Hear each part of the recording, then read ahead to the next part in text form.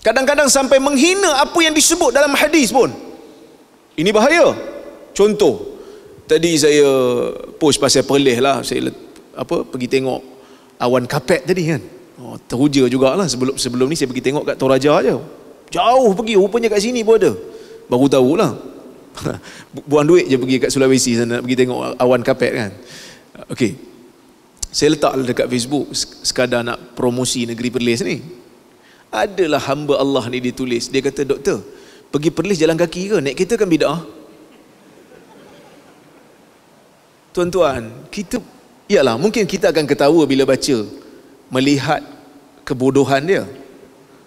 Tetapi ini macam mana satu orang manusia yang mengaku Allah itu Tuhan dia, yang mengaku Nabi itu Rasul dia, yang membaca hadis berkenaan dengan bahaya bid'ah, tiba-tiba boleh buat melawak tentang apa yang Nabi SAW benci.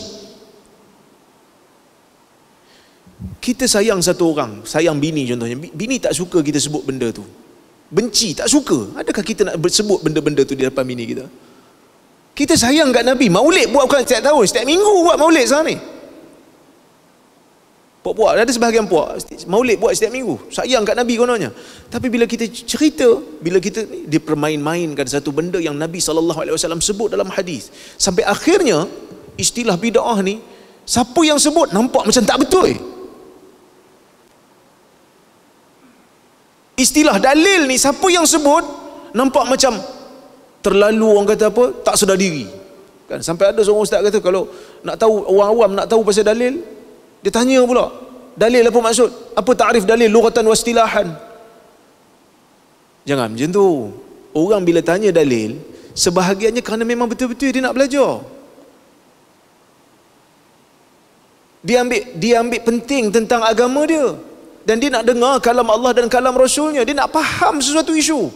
Saya bukan nak nafikan kebenaran taklid pada orang awam. Orang awam dibenarkan taklid, iaitu ikut tanpa tahu dalil, dibenarkan, bukan diwajibkan. Tapi kalau dia nak tahu dalil, bagi tahulah dia. Kenapa pula kita nak kata kau sedar dirilah sikit? Sampai siap bawa lagi kisah, tanya kat Tok Syekh mana dalil, Tok Syekh baca apa? Baca sanad-sanad, lepas tu dia kata kau kenal ke? Tak kenal. Itu sebenarnya orang kampung aku. Kau memang tak kenal pun. Sanggup menipu tentang dalil daripada nak bagi tahu dalil yang sebenar.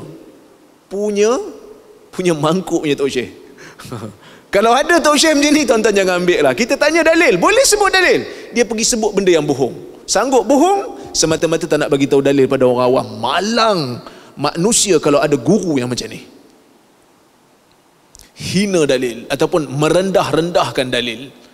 Ini satu benda yang bahaya, yang kalau kita biarkan, kita boleh biarkan duk diam, tak ada buat apa kan.